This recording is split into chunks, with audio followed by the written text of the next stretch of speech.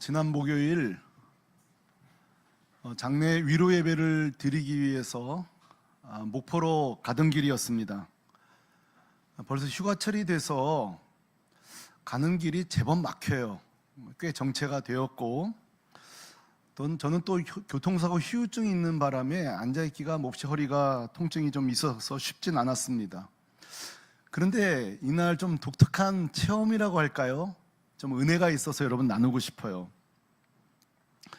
제가 이제 그 서천 휴게소에서 제가 교대로 제가 이제 운전을 하기로 시작을 했는데, 이제 목포를 가려면 무안을 지나서 그 일찍 IC를 지나서 가거든요. 근데 이제 운전하는데 하늘이 너무 파랗게 예쁜 거예요. 그러니까 우리 뒤에 계신 권사님, 목사님 구름이 너무 예쁘다고, 또 그러니까 정말 구름들이 너무 예뻐요. 마침 그 옆에 정말 아름답게 흐르는 영산강하고 듬성듬성 서 있는 그 맥켄타이어 그 나무들이 너무 예쁘게 있는 거예요. 자, 제 얘기를 들을 때 F들은 감동받지만 T는 이럴 거예요. 앞만 보고 운전할 것이지. 사고 나게. 너무 아름다운 거예요. 그런데 차도 막히고 허리도 아픈데 거짓말처럼 제가 하늘에 마음을 뺏겨버린 거예요. 그 구름에, 그 산에, 그 영산강에 말이죠. 그리고 거짓말처럼 제가 허리가 아픈지도 모르고 차가 막히는 것도 모르고 운전하고 있는 저를 발견한 거예요. 아마 다 경험해 보셨을 거예요. 저는 이날 평범하지만 좀 특별한 깨달음을 얻게 되었어요. 예를 들어 제가 운전대를 잡고 그저 도대체 목포 언제 나오나, 목포 언제 나오나 이러고 계속 갔다면 아마 굉장히 힘들었을 거예요. 그런데 하늘을 보고, 구름을 보고, 강을 보고, 나무를 보고 보면서 훨씬 수월한 저 자신을 발견한 거예요. 그러면서 저도 모르게 인생도 이르지 않을까? 우리 신앙생활도 이와 똑같지 않을까? 이런 거죠.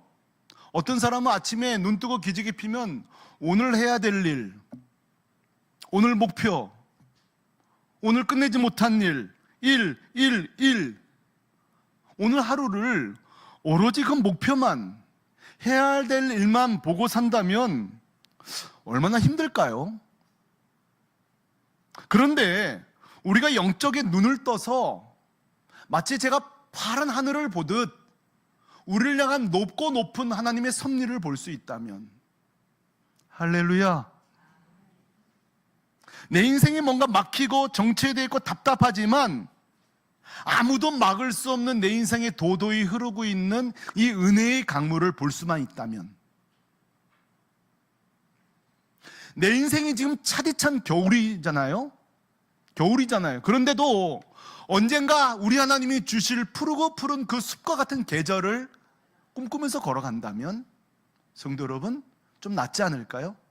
아니, 나을 정도가 아니라 우리 인생은 완전히 달라질 것입니다. 그러고 보니까 이것은 제 아이디어가 아니더라고요. 이미 2000년 전에 우리 예수님께서 이렇게 사셨어요. 여러분 기억나세요? 종종 예수님은 제자들에게 들에 뭘 보라고 그러셨죠? 뭘 보셨어요? 일부러 LED 좀 바뀌었다고 좀 화려한 사진들 내가 지금 보여드리는 거예요. 지금 뭘 보고 계세요? 들의 백합화를 보라. 주님은 종종 설교하지 않고 제발 좀 백합화 좀 봐라. 그리고 공중에 나는 뭘 보라? 새를 보라. 설교 집중하세요. 주님은 너무 낭만적 아니에요? 좀 꽃을 보라는 거예요. 백합화 좀 보라는 거예요. 저 새 좀 보라는 거예요. 그러고 나서 그 자연을 보고 끝이 아니에요. 마태복음 6장 30절 이게 결론이에요. 우리 다 같이 시작. 오늘 이따가 내일 아궁이에 던져지는 들풀도 하나님이 이렇게 입히시거든. 아멘. 결국 인생은 두 가지예요.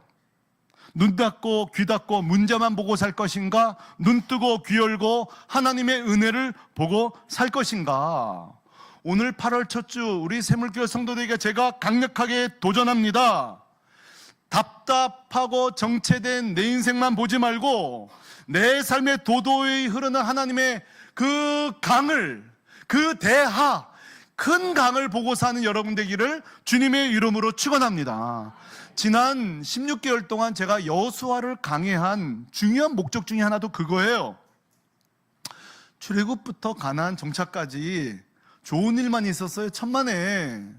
거기에 죄악 때문에 심판도 받아, 패배도 해, 거짓말 쳤다가 큰 벌 받아, 얼마나 어려움이 많아요.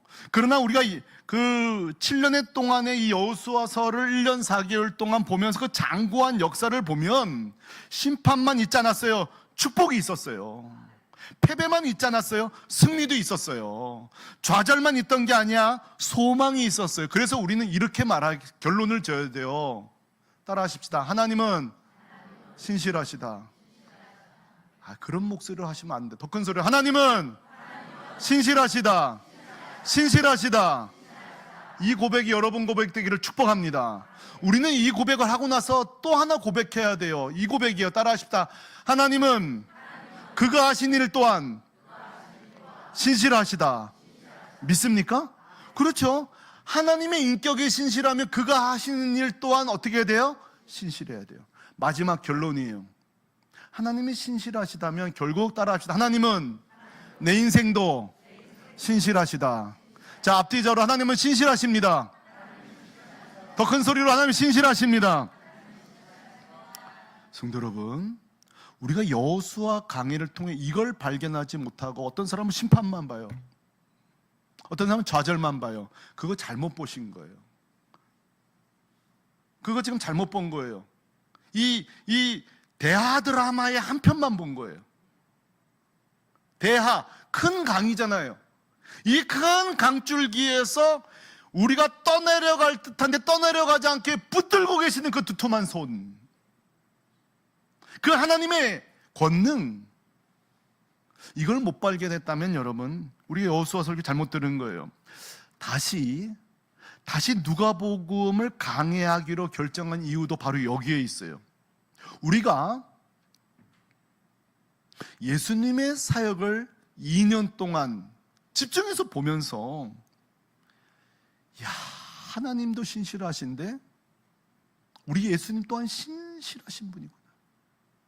그래서 누가복음 설교를 할 때마다, 여러분이 설교를 듣고 집에 돌아갈 때마다, 그래, 이번 주도 신실하신 주님 붙들고 신뢰하며 살아야지, 이런 고백이 매 주일마다 터져나오게 되길 소망해요. 이번에 제가 누가복음 한다는 것을 이미 눈치챈 몇 분 성도님들이 그런 질문들을 하세요. 목사님, 마태복음도 있고 또 뭐 있어요? 요한복음도 있고 마가복음도 있는데 왜 굳이 누가복음이에요? 묻으세요. 사실 이거 평범한 질문 같으나 굉장히 중요한 질문이에요. 그렇잖아요, 여러분. 이 질문도 해봐야 돼요. 복음, 복된 소식, 굿뉴스잖아요. 예수님은 한 분인데 구약 66권 중에 2권인 성경은 없잖아요. 여호수아가 또 2번 있을 필요 없잖아요. 여호수아서 있고 또 갈렙서 있고 이러지 않잖아요. 근데 왜 예수님만 4장면으로 4복음서를 썼을까? 이것도 굉장히 중요한 질문이에요. 자, 그런데 오늘 왜 누가복음일까?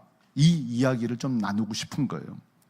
그 이유를 오늘 주보 간지에 3가지를 썼고, 나머지를 오늘 2번의 설교를 통해 오늘 나누려고 하는데, 왜 누가복음을 택했냐? 결론만 말하면 내용은 이렇습니다. 이 누가복음이 4복음서 중에 이 누가복음이 이 시대, 그리고 희년을 맞이한, 뭘 맞이했어요? 우리가 신년을 50년 신년을 맞이한 우리 교회에 가장 적합한 복음이라고 제가 확신했기 때문입니다. 왜 그런가? 지금부터 나눠보도록 하겠습니다. 자, 우리가 누가복음을 묵상하면서 첫 번째 얻게 될 유익은 이것입니다. 누가복음은 저는 확신해요. 한국 교회를 바로 세울 것입니다. 자, 누가복음이 뭐를 바로 세운다고요? 한국 교회를 바로 세울 것입니다. 저는 확신합니다. 왜 그러냐? 오늘날 현대 사회를 이렇게 세 가지로 규정 지을 수 있어요. 개인주의, 단절, 고립이에요. 저 사진 좀 보세요. 밥 먹고 있는데도 뭐만 보고 있어요? 핸드폰. 걸어 다니는데 귀에 뭐 끼고 있어요? 이어폰. 또 왼쪽에도 모이는 것 같은데 누군가는 항상 뭐예요? 고립되어 있어요. 개인주의, 단절, 고립. 이게 지금 우리 현재 사회에, 그리고도 얼마든지 살아가요. 요즘 AI, 로봇 세가 되어서 다 그렇게 살아가요. 제가 아는 변호사 집사님이 요즘 변호사 사무실로 의뢰가 3분의 1로 줄었다는 거예요. 다 AI한테 물어보니까. 변호사들이 굉장히 힘든 시간을 지금 보내고 있어요. 자, 왜 그래요? 혼자서도 이제 잘해요. 혼자서도 잘해요 시대가 되고 있는 거예요. 그런데 이런 현상이 성도 여러분, 교회도 마찬가지입니다. 제가 이 데이터를 교회 홈페이지에 올릴 텐데, 코로나 이후 여러분 교회도 세 가지 측면에서 개인주의화 되고 있습니다. 교회조차도 개인주의화. 첫 번째로, 여러분 지금 코로나 이후에 각 교회마다 주일 예배가 몇 % 회복됐을 거라고 생각하세요? 지금 코로나 이후에 이 목회연구소 데이터에서 말하기를 예배가 지금 60%밖에 회복이 안 됐어요. 그 말은 이분들이 교회를 떠난 건 아니에요. 40%에서 31%, 29%, 1%는 지금 현저히 집에서 예배를 드리고 있는데 뭐라고 하는지 아세요? 목사님 충분한데도 하던데요? 저 집에서도 예배 잘 되던데요? 우리가 그거 몰라서 여기 나와 있는 거예요? 지금 이제는 집에서 예배드리는 분들이 특별한 이유가 없는데도 이게 좋은 거예요. 그런가 하면 소그룹 참여율도 지금 42%, 평상시 우리 평균 63이었는데 이제는 42. 왜 충분히 이제 뭐 AI하고 대화하니까 소그룹을 하는 거예요. 넌 어떻게 생각해? 묻고 대화하는 거예요. 충분히 소그룹이 되는 거예요. 그런가 하면 교회도 여러분 개인주의화 되는 거 아십니까?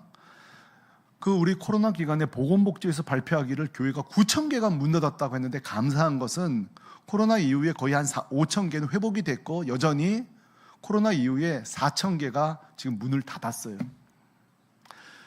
쉬운 예는, 제가 아는 교회, 작은 교회는 옆에서 조금만 도와주면 그 교회가 버틸 수 있었는데 버티질 못한 거예요. 왜? 월세를 못 내니까. 어느 교회는 2단 교회로 넘어가 버렸어요. 그 옆에 통합적 교회가 좀 사달라고 부탁을 한 거예요. 우리 교회가 2단이 될 수는 없진 않냐. 그 옆에 교회가 충분히 사줄 수 있는데도 외면해 버렸어요. 그리고 2단 교회가 그 교회를 사가 버렸어요. 이게 큰 뉴스거리가 됐어요. 이것도 뭐예요? 하나의 공교회가 우리 교회뿐만 아니라 옆에 있는 너의 교회도 우주적인 하나님의 교회잖아요. 여러분 믿습니까? 우리 교회만 잘 되면 되는 거 아니잖아요. 우리 모두가. 근데 여러분 보세요. 지금 교회가 문을 닫고 폐쇄돼도 별로 그렇게 관심들이 없어요. 아니 어쩌면 알아도 도울 길이 없고 대승적인 결정을 내리지 못해요. 그런가 하면 여러분 코로나 이후에 선교사가 거의 10,000여 명이 돌아왔다고 그래요. 근데 그 중에 그래도 많이 돌아갔는데 아직도 여러분 6,000명 정도가 파송을 못 받고요. 왠지 아세요? 파송교회들이 다 포기해버린 거예요. 지금 제 후배들도 파송을 못 받으니까 지금 본부에서 그냥 있는 거예요. 그러니까 저한테 연락 오니까 목사님 혹시 파송해 줄 수 있냐 질문인데 얼마나 마음이 아픈지. 성도들이 기다리고 있는데 파송을 받지는 못하는 거예요. 비자를 못 받으니까 파송교회가 정리되고 이게 편지가 돼야 되는데, 성도 여러분 이게 뭐예요? 교회조차도, 선교조차도, 교회마저도 모두가 이게 뭐죠? 지금 개인주의화 되고 있는 거예요. 그런데 누가복음은 앞으로 2년 동안 우리에게 일관되게 이렇게 외칠 것입니다. 교회는 그런 곳이 아니다. 누가복음이 소개하고 있는 성령 안에서 누가는 결코 예수님은 그런 분이 아니라고 강력하게 외치고 있는 복음서가 바로 누가복음입니다. 그래서 여러분 누가복음은 모든 다른 복음서와 달리 더 강력하게 예수님과 병자, 가난한 자, 귀신 들린 자, 취약한 자들, 약한 자들과의 사역을 아주 집중적으로 묘사하면서 누가는 우리에게 말하고 있는 거예요. 오늘날 교회가 어떤 교회가 되어야 되느냐? 오늘날 성도들이요, 우리는 어떤 성도가 되어야 됩니까? 지금 우리의 교회들의 모습과 오늘 성도의 모습과 예수님 너무 달라지지 않았습니까? 외치고 있는 것이 누가복음이에요. 이 음성을 우리가 2년 동안 듣게 되기를 축복합니다. 그래서 오늘 본문 18장 18절에도 보면요, 사람들이 예수님 보고 도대체 당신 정체가 뭐요? 이럴 적에, 자, 이 순간에 예수님이 I am 하고 나를 소개해야 되는데 할 얘기가 얼마나 많아. 아브라함의 자손부터 쫙 이렇게 족보를 끌어올 수도 있고, 그렇죠? 자신의 신성을 소개할 수 있고, 또 그런 것도 필요 없어. 기적을 베풀어 버리면 되거든요. 근데 예수님은 I am, 난 누구냐 할 때에 이사야서를 끌어오는데 그게 뭐예요? 같이 읽어봐요. 이사야 18절 하반절 시작. 이는 가난한 자에게 복음을 전하게 하시려고 내게 기름을 부으시고 나를 보내사 포로된 자에게 자유를, 눈먼 자에게 다시 보게 함을 전파하며 눌린 자를 자유롭게 하고. 아멘. 본문 띄워놓으세요. 성도 여러분, 누군가가 자기 이력서에다가 근사한 걸 적고 싶어요? 하찮은 걸 적고 싶어요? 무르나만 하지. 예수님은 하나님이세요. 여러분 믿습니까? 그런데 가장 높으신 분이 가장 낮은 자들을 위해 왔다고 말씀하시고 있는 거예요. 누가는 예수님은 부자의 예수님이 아니라는 거예요. 아니, 다시 말할게요. 부자만의 예수님은 아니다. 부자도 사랑하시니까. 힘 있는 자만의 예수님이 아니다. 모든 만민의 예수님이라는 걸 설명하고 있는 거예요. 누가복음 1장 52절 하나만 더 볼까요? 비천한 자는 뭐 하시고? 높이셨고 줄이는 자를 뭐로? 그 마태, 마가, 누가복음에는 산상수훈이 나와요. 심령이 뭐한 자는 이렇게 시작되죠? 심령이 가난한 자는. 근데 여러분, 누가복음은 달라요. 영적으로 가난한 거 그거보다 더 급한 게 있다는 거예요. 6장에 보면 이렇게 말해요. 그냥 가난한 자는 복이 있나니. 예수님은요, 영적으로 갈급한 것도 내 백성이지만 지금 배고픈 놈, 그냥 순수하게 지금 가난한 자, 오늘 한 끼 식사 못하는 자, 그들은 복이 있나니. 왜? 내가 너희 편이기 때문에. 지금 누가가 계속 말하고자 하는 게 뭐예요? 낮은 자의 하나님, 약한 자의 하나님. 그런가 하면 누가복음은 그렇게 무시당하는 이방인들을 사랑하시는 예수님으로 소개하는데 다 설명할 수 없고 하나만, 두 개만 볼까요? 누가의 이 누가복음서 구성이 재밌어요. 누가복음에 예수님의 첫 설교가 나오거든요. 여러분, 이 교회에서 제 첫 설교가 뭔지 아십니까? 예수님의 첫 설교는요, 누가복음 4장인데요, 이방인을 설교해요. 그 모든 유대인들에게 모범된 자로서 구약의 사렙다 과부, 이를 존경받아야 될 자로 하나님은 이런 자를 축복한다고. 그런가 하면 누가복음 17장에 보면 기억나시죠? 10명의 문둥병자가 고침을 받고 몇 명이 감사하러 오죠? 이거 손가락 보세요. 몇 명? 한 명이 봐. 근데 그 사람이 유대인이에요? 사마리아인이에요. 천대 멸시받는. 누가는 그러니까 자꾸 이런 본문들을 끄집어내는 거 이유가 뭐예요? 왜 예수님을 이렇게 설명하는 이유가 뭐예요? 누가복음은 오늘날 한국교회를 향해 이렇게 외칩니다. 한국교회여, 다시 예수님의 삶으로 돌아오라. 이게 주님의 음성이에요. 오늘 새물결교회, 우리가 50년을 맞았잖아요. 50년, 희년은 뭐예요? 영혼을 자유케 하는 거잖아요. 죄에서 자유케 하고, 문제에서 자유케 하고, 고된 노동에서 자유케 하고, 슬픔에서 자유케 하고, 오늘날 이 누가복음 2년 동안 제가 설교하면서 계속적으로 주님께서 우리 새물결 교회를 향해서 요청하는 게 뭘까요? 새물결 교회요, 지금보다 보다 더 약한 자들과 함께하는 교회가 되거라. 여러분, 주의 음성을 듣게 되기를 주님의 이름으로 축원합니다. 그러고 보니 기억하실지 모르겠습니다만, 부족하지만 우리 새물결 교회가 좀 약한 자들, 외면한 자들을 좀 돌본 사례가 있더라고요. 예를 들어 우리 교회 옆에 큰 대형교 제자교회가 그 목회자의 비리와 그것을 덮으려고 하는 상회기한 노회 총회가 이걸 또 덮으려고 할 적에 그것을 검은 것은 검다, 흰 것은 희다 하는 자들을 오히려 치리하고, 그들이 호소할 데가 없을 적에 상회기관이 이들의 그 울분을 들어줘야 할 그때에 외면당하는 강도 같은 자 같을 적에 여러분들이 그들을 위해 같이 기도해주고 함께 위로해줬다는 얘기를 제가 들었어요. 성도 여러분, 그것이 바로 누가복음의 정신입니다. 그런가 하면 기억나세요? 한 번은 제 후배 목사가 연락이 왔어요. 미국에서 공부 다 마치지고 못하고 다시 한국 들어올 수밖에 없어 들어왔을 때에, 아니 교회 사역을 해야 되는데 이력서를 제출하는데 통과가 돼야 말이죠. 야, 너 실력도 좋고 근데 어떻게 된 일이냐 그랬더니만, 형님, 현재 내가 소속 교회가 없다 보니까, 소위 무직이다 보니까 면접 보면 항상 물어보는 게 왜 놀고 있냐, 왜 교회 소속이 없냐, 왜 그만두고, 이걸 자꾸 이 질문을 하는 거예요. 그래서 형님 너무 마음이 아프다고. 그때에 아니 이 좋은 목사가 어느 교회 가지 못하고, 제가 사실 우리 당회 장로님들에게 우리 그때 뭐 협동 목사로 둘 수도 없고 지원도 못할 때에 제가 부탁했어요. 사례는 안 줘도 되니 우리 교회 협동 목사로 좀 하면 어떻겠습니까 할 때에 너무 고마운 게 우리 장로님들이 왜요? 그거 왜 해줘? 이러지 않고 그거 해줘야죠.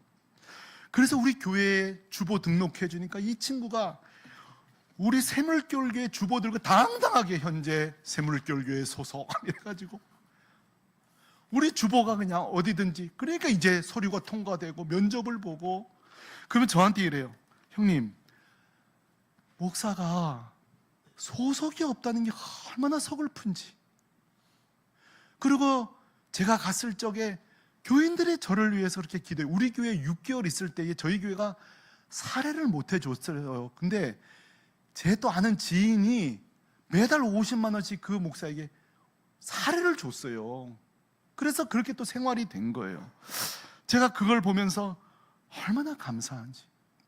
현재 우리 교회에 이상원 목사님, 정혜연 목사님, 참 귀한 두 분 목사님 우리 교회에 지금 나오고 계세요. 이분들이 다 전문직들이세요. 현역 목회 열심히 하시다가 새로운 부르심을 따라 지금 새로운 전문직 목회를 하고 계시고 준비하고 있어요. 오늘 앞에 나오신 우리 정혜만 목사님가 좀 기분이 안 좋게, 나보다 잘생겨가지고 내가 볼 때마다 조금 그런데, 두 분이 우리 교회에 오셨어요. 근데 이분들이 무슨 얘기 하시는 거 아니, 목사님 이제 월요일 토요일까지 내 사역은 할 수 있는데 마땅히 갈 교회가 없다는 거예요. 목사 신분으로서. 근데 우리 교회 왔는데 너무 좋다고. 진짜 좋은지 모르겠지만 그냥 내가 고마운 거예요. 우리 교회 이렇게 목사님들이 이렇게 와주셔서 함께 동역하고, 우리가 또 새벽기도 우리가 리트릿 갈 때 맡기고, 수요예배 또 목사님 섬겨주시고, 세계임 섬겨주시고, 얼마나 감사한지. 전 두 분이 가끔씩 저한테 감사하다는데 나는 10번 감사한 거예요. 나와준 게 얼마나 고마운지 몰라요. 그런가 하면 여러분 기억나세요? 우리 그 피아노 치면서 노래했던 그 선교사님이 일본에서 전화가 온 거예요. 목사님 제가 다다음 달 일본 비자가 이제 만기가 되는데, 그래서 그럼 비자 신청하셔야 되겠는데요. 그러니까 말을 이어가지 못하고, 근데 그게 좀 어려움이 있으면, 그래서 아니 무슨 얘기냐 그랬더니만, 비자를 갱신해야 되는데 제가 파송교회한테 부탁하기가 좀 어렵다는 거예요. 아니 무슨 얘기냐, 그 큰 교회인데. 내용이 이렇습니다. 이분이 그 사모님도 그렇고 그 교회에서 청년 시절부터 섬김을 열심히 하고 일본 파송을 받았는데, 들어보세요. 피아노 치고 노래하는데 이거는 정통 선교가 아니라고 선교사 취급을 안 해주는 거예요. 그걸 어떻게 하라는 거 아니? 전체 선교사 이렇게 다 귀국시켜서 소위 선교 대회를 열는데 자기들만 부르질 않는 거예요. 그건 자기들은 몰랐어요. 자기들은 안 부른지도. 그런가 하면 또 선교사 자녀들을 몰아서 이 MK 수련회 선교 자녀들을 수련했는데 자기들은 한 번도 부른 일이 없는 거예요. 그래서 이렇게 또 동료 부목사 통해 여차 저차 알아보니까 내용 즉시 그거예요. 저는 그거 정통 선교 아니다. 속된 말로 어디 가서 그냥 피아노다 쳐 쌓고 이래 버리는 거예요. 그러니까 이 선교사님 충격을 받고 눈물 흘리면서 시간 보내다가 비자갱신 날짜는 다가와 저한테 연락이 온 거예요. 근데 제가 그때 뭘 봤냐면은 한번 어떤 장면을 봤는데 여러분 기억나세요? 이렇게 우리가 비 오는 날 우산도 없는 날 가다가 그래도 비에 피하려면 이렇게 옛날 집에 어디 밑에 들어가야 돼요? 처마. 내가 또 센스 있는 목사잖아요. 또 그림 갖고 왔잖아요. 여러분 저 남자 뒷모습을 보세요. 지금 이 사람 우산이 있어요? 없어요? 그러면 저 사람이 저게 계속 있을까? 비 그치면 갈까 안 갈까요? 가죠. 그러면 잠깐 저기서 뭐 해야 돼? 뭘 피해야 돼요? 비를 피해. 제가 우리 당회 때 우리 장로님들께 했어. 그랬습니다. 선교사 우리가 사실 이거 파송 선교사 법적으로 해줄 수는 없다. 하지만 비자를 못 받는다고 하니 우리가 잠깐 비라도 좀 피하게 참아라로 해야 되니까 우리 장로님들이 다 좋다 그러시는 거예요. 그 며칠 안 놔두고 내가 일본 종교청에다가 바로 막 편지를 써가지고 막 영어 문법이 맞든 뭐든 알아듣는 니들 알아들어라 해가지고 그냥 써서 보냈는데 통과가 된 거예요. 며칠 만에 통과가 된 거예요. 저는 사실 뭐가 고마운 거 아니 우리 장로님 중에 이럴 수 있어요. 목사님 그거 정식 아니지 않습니까? 그거 좀 그렇지 그랬다면 제가 아마 그렇죠 꼬리 내렸을. 그러나 비라도 피해갈 수 있도록. 그런데 목사님이 저한테 그래요. 목사님 이제부터 내 파송교회는 샘물결 교회입니다. 그래요. 맞잖아요. 법적으로 서류적으로 그래 안 그래요? 서류적으로 파송교회가 샘물결 교회라는. 근데 이래요. 목사님 서류상이 아닙니다. 이제는 제 마음의 고향은 샘물결 교회입니다. 제가 그렇게 이제 일본에서 나와야 되나 말아야 그때에 손 내민 교회가 샘물결 교회입니다. 성도 여러분, 제가 이번에 누가복음을 설교하면서 그때 그게 누가복음 정신이었구나. 그게 누가복음 정신이었구나. 그렇죠? 잠시 피할 곳을 피하게 해주는 교회. 이게 예수님의 마음이요? 이게 누가복음 정신으로구나. 두 번째로 나누고 싶은 것은 첫째가 누가복음은 이렇게 한국 교회를 새롭게 한다 그랬죠. 두 번째는 누가복음은 따라하십시다. 성령으로 성도를 바로 세웁니다. 무슨 말인가 하면은 여러분 현대 사회의 특징을 제가 개인주의라고 했다면 또 하나의 특징은 뭐냐면은 세속화예요. 따라합시다. 세속화. 여러분 세속화를요 너무 근사하게 생각하지 마세요. 보세요. 세속화는 뭔지 아세요? 주님보다 세상을 더 사랑한다면 우리는 세속화된 거예요. 월요일부터 토요일까지 단 하루도 기도하지 않고 말씀 보지 않고 산다면 우리는 세속화된 성도예요. 아니 기도하지 않고 말씀 보지 않는데도 아무렇지도 않아. 이거는 세속의 끝자락에 있는 거예요. 세속화가 무엇입니까? 거룩한 곳에 거룩하지 않은 것이 세속화예요. 진리가 있어야 될 자리에 거짓이 올라와 타 있는 게 세속화예요. 세속화란 무엇입니까? 성도가 하나님과 벗되어 살지 않고 죄와 엉켜 사는 것, 그게 세속화예요. 그런데 우리가 이 점점 현대 사회가 세속화되면서요 어쩌면 살기는 편해지지 몰라요. 요즘 막 로봇, AI 모든 것이 편리해졌어요. 모든 것이. 그런데 그거 아십니까? 세상이 편리한 만큼 죄도 더 첨단화되고 있다는 걸 아셔야 돼요. 더 은밀하게 죄를 짓고 더 조직적으로 죄를 짓고 우린 더 죄에 가까워지고 있어요. 더 큰 문제는 그 죄를 우리가 통제할 수 있느냐? 통제할 수 없다는 거예요. 과연 우리가 죄와 싸울 수 있으냐? 없다는 거예요. 성경은 우리가 죄와 싸울 수 있느냐 질문할 때에 절망도 이야기하고 소망도 이야기해요. 절망을 이해한다 하면 이것이에요. 우리는 전적으로 타락했기 때문에 성도 여러분, 결코 죄와 싸워 이길 수 없습니다. 이걸 아셔야 돼요. 우리는 적당히 죄짓겠지 천만에 전적으로 타락한 우리는 결코 죄와 싸울 수 있습니다. 이게 절망이, 우리의 본연의 절망이에요. 그러나 성도 여러분, 우리에게 또 소망이 있습니다. 그것은 우리는 전적으로 하나님의 은혜로 죄와 싸워 이길 수 있습니다. 우리는 이 긴장 가운데 있어요. 우리 혼자는 죄를 이길 수 없지만 우리가 은혜 가운데는 죄를 이길 수 있어요. 그 은혜에 뭐가 있을까요? 말씀이 있어요. 우리가 기도 가운데. 그러나 누가복음에서 특별히 우리가 죄와 싸울 무기를 하나 우리에게 선물해 주는데 그것은 바로 성령이에요. 성령. 이 우리에게 누가복음이 이 복음서 중에서 가장 많이 언급하고 있는 게 성령의 역사예요. 모든 복음서가 그냥 지나치는 사건마다 이 누가는 반드시 다 성령과 연결시켜 놓고 있어요. 예를 들어보죠. 누가복음 1장에 보면 세례 요한의 출생이 나와요. 모든 복음서는 세례 요한이 광야에 나타난 걸로 끝나지만 누가복음은 달라요. 누가복음 1장 15절 세례 요한에 대해서 이렇게 말해요. 모태로부터 뭐의 충만함을 받아? 성령의 충만함을 받아. 한 인생이 잉태하고 출산하는 이 과정 가운데 한 인물이 이 땅에 내어놓아질 적에 이 모든 동작이 성령 가운데 이루어지고 있다는 거예요. 그런가 하면 마리아가 아기 예수를 갖게 될 것이라는 수태고지, 마리아가 이걸 공지하러 올 적에도 천사가 이렇게 말해요. 1장 35절에 보면 천사가 대답하여 이르되 뭐가 내게 임하시고? 성령. 그러니까 마리아가 예수님을 잉태하겠다가 아니라 성령이 잉태하게 했다. 예수님이 공생애를 시작할 적에 누가복음 3장을 보면요, 그냥 묘사되어 있지 않고 같이 읽어봐요. 시작. 성령이 비둘기 같은 형체로 그 위에 강림하시더니 아멘. 성도 여러분, 도전합니다. 8월 달에 여러분 가정에 성령이 강림하시기를 축복합니다. 이게 누가복음의 축복이에요. 그런가 하면 세상에 우리처럼 예수님도 시험 당하셨던데요.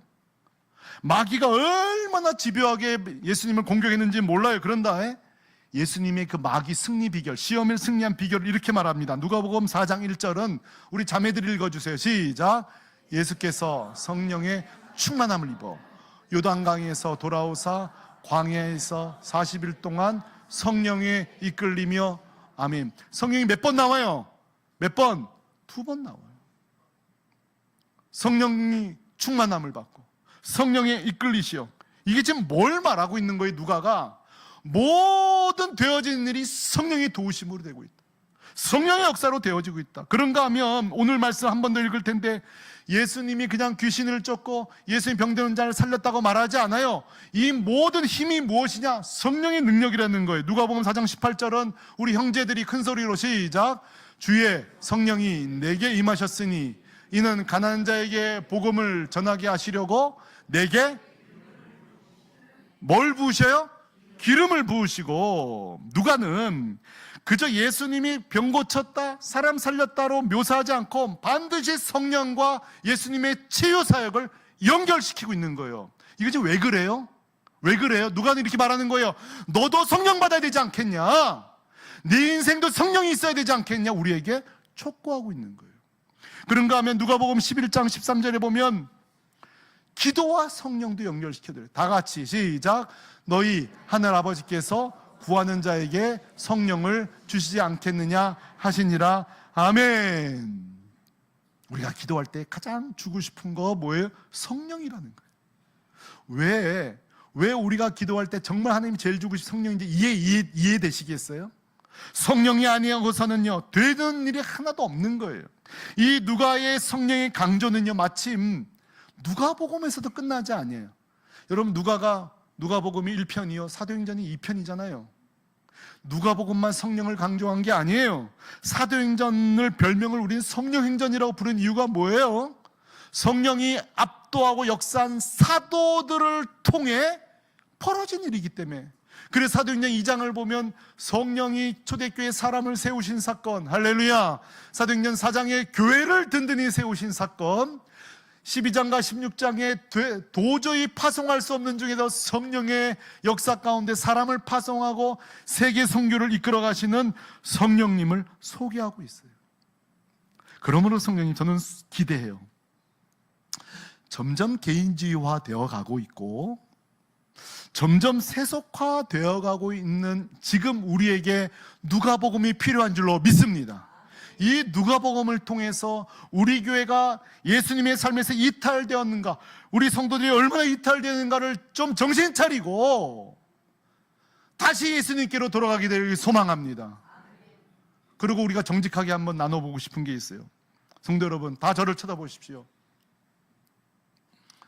1부 때도 했으니까 우리는 모두 다 자신만의 은밀한 죄가 있습니다.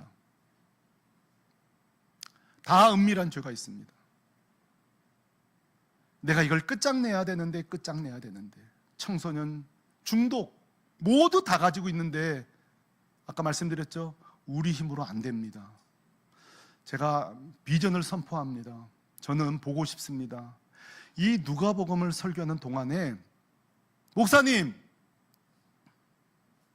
5년, 10년, 15년 내가 멈출 수 없었던 이 죄가 힘을 잃고 괴멸되고 무력화되는 것을 내가 경험하였습니다. 난 이 고백을 듣고 싶습니다. 그리고 또 저한테 뭐 찾아올 필요도 없어요. 뭐 해결됐다고. 자기만 알면 되는 거예요. 그러나 도전합니다. 정말 성령께서 이 말씀만 계시지 아니하시고 내 삶 속에 들어오셔서 내가 도저히 중단할 수 없는 죄, 내가 멈출 수 없는 그런 습관들, 악의 모든 문화들을, 내 힘으로 할 수 없었던 그것들을 성령이 내 안에 오셔서 하나하나 칼로 써시고 소멸시키고 무너뜨리시면서 우리를 새롭게 하는 것들을, 그래서 우리를 영적으로 새롭게 하는 것을 제가 보기를 소망합니다. 저는 이제 2년 동안 누가복음을 설교하겠습니다. 여러분은 그 말씀을 듣고 생명당의 열매 맺기를 축복합니다.